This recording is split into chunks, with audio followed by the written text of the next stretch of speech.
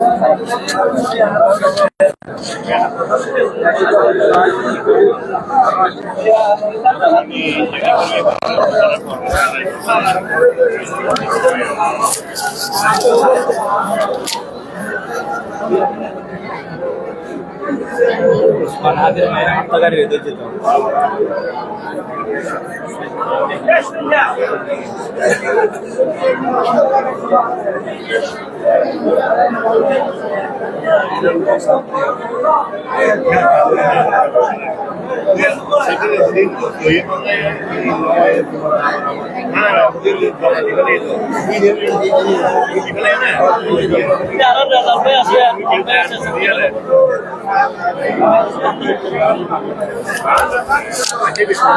খবরের সকল দর্শকদের শুভেচ্ছা জানাচ্ছি। দর্শক, আমি এই মুহূর্তে সংযুক্ত হয়েছি চকরিয়া যে roads and highway CMB Bangla, সেখান থেকে এখানে সালাউদ্দিন আহমেদ এখানে আসবেন। এই উপলক্ষে আমরা এখানে দেখতে পাচ্ছি শত শত নেতাকর্মীরা তারা এখানে এসেছেন। তাদের মাঝে আমরা উচ্ছ্বাস দেখতে পেয়েছি। সালাউদ্দিন আহমেদ, দর্শক নিশ্চয় জানেন, স্বরাষ্ট্রমন্ত্রী হওয়ার পর এই প্রথম তিনি তার সংসদীয় আসন চকরিয়া আসছেন। তিনি স্বরাষ্ট্রমন্ত্রী হওয়ার পর আমরা দেখেছি এই এলাকার মানুষের মাঝে উচ্ছ্বাস, মিষ্টি বিতরণ এবং আনন্দ মিছিল আমরা দেখতে পেয়েছি। আমরা যেমনটি বলছিলাম এখানে আছি, কিছুক্ষণের মধ্যে আমরা যতটুকু জানি সালাউদ্দিন আহমেদ এখানে পৌঁছাবেন। আমরা তার আগে এখানে যারা নেতাকর্মী আছেন আমরা তাদের উপস্থিতির অংশটি দেখাতে চাই।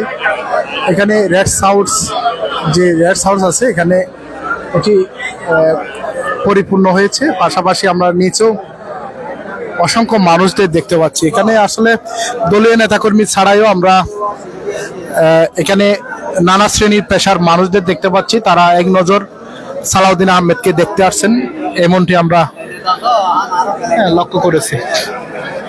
আমরা দর্শক আসলে এখানে যারা আছেন আমরা একটু কথা বলতে চাইবো। এখানে বিএনপির নেতাকর্মী যারা আছেন, ভাই কথা হচ্ছে সালাউদ্দিন আহমেদ তো আসলে অন্যান্য সময় তিনি এখানকার এই এলাকার সন্তান, এবারের আশা বা অন্যান্য সময় আসা একটু ব্যতিক্রম কিনা? আউযু বিল্লাহি মিনাশ শাইতানির রাজিম। বিসমিল্লাহির রহমানির রহিম।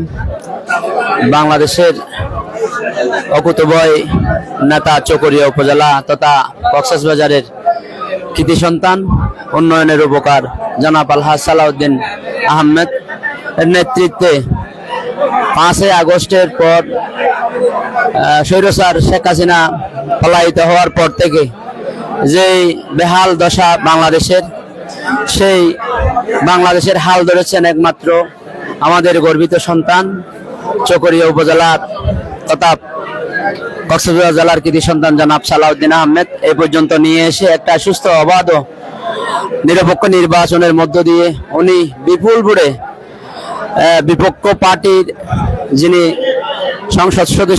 সংসদে আসনের নির্বাচন করেছিলেন তাকে পরাজয় করে ইনশাআল্লাহ জনগণের ভোট নিয়ে উনি বিপুল ভোটে বিজয় হয়ে এখন আমরা চকরিয়া কক্সবাজার জেলা আমরা পূর্ণমন্ত্রী পেয়েছি, যিনি হচ্ছেন এখন বর্তমান স্বরাষ্ট্রমন্ত্রী।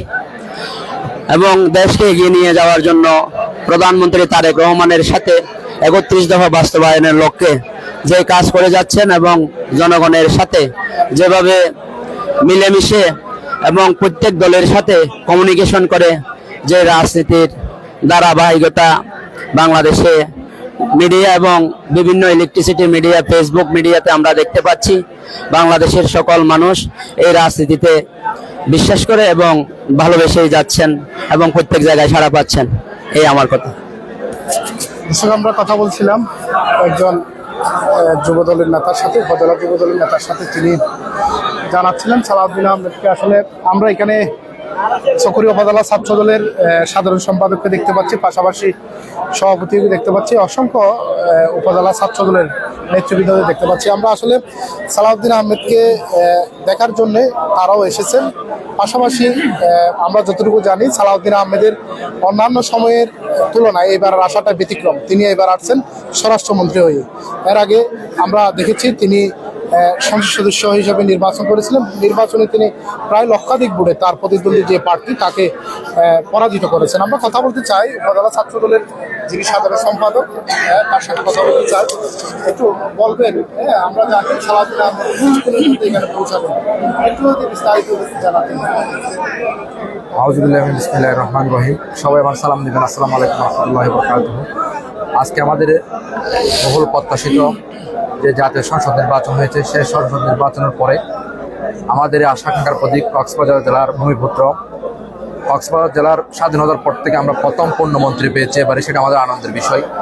নেতাকর্মীরা ঈদের মতো উৎসবমুখর পরিবেশ তাকে বরণ করার জন্য উপস্থিত হয়েছেন এই রমজান, পবিত্র রমজান মাসে।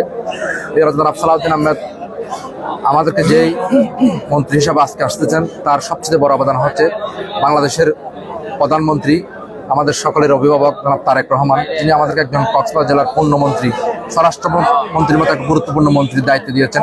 সেজন্য আমরা চকরিয়াবাসী সর্বপ্রথম তারেক রহমানের প্রতি কৃতজ্ঞতা জানাচ্ছি। আজকের এখানে আমরা বিভিন্ন ইউনিয়ন থেকে আগত পৌরসভা এবং ইউনিয়ন পর্যায়ের নেতৃবৃন্দ, ছাত্রদল অসংখ্য নেতৃবৃন্দ উপস্থিত হয়েছেন এক পলক আমাদের নবীন স্বরাষ্ট্রমন্ত্রীকে দেখার জন্য, যে স্বরাষ্ট্রমন্ত্রী আমাদের নেতৃবৃন্দের সাথে শুভেচ্ছা বিনিময় করবেন। এই এলাকার সার্বিক পরিস্থিতি নিয়ে উনি সবাইকে কথাবার্তা বলবেন, সেজন্য আমরা অধিক আগ্রহ নিয়ে অপেক্ষা করতেছি। অল্প কিছুক্ষণের মধ্যে আমাদের মাঝে পৌঁছে যাবেন। তিনি কক্সবাজার থেকে দ্বীপে রওনা দিয়েছেন, সেজন্য সবাইকে শান্তভাবে থাকার জন্য অনুরোধ জানাচ্ছি। ধন্যবাদ। আমরা শুনতে হচ্ছে চাই উপজেলা ছাত্র দলের সভাপতি রেজাউল করিম বাপ্পি আছে, তার সাথে কথা বলতে চাই।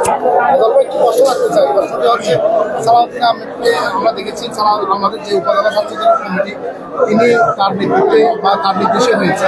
কথা হচ্ছে আগের যে সালাউদ্দিন আহমেদ, এখন তিনি স্বরাষ্ট্রমন্ত্রী, তার কাছে যেতে আমাদের ভয়ভীতি কাজ করে গেল।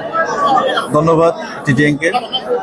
না, আমাদের চকরিয়া উপজেলার যে ছাত্র দলের আমরা যারা দায়িত্বশীল আছি, আমাদের রাষ্ট্রীয় অভিভাবক হচ্ছে সালাউদ্দিন আহমেদ।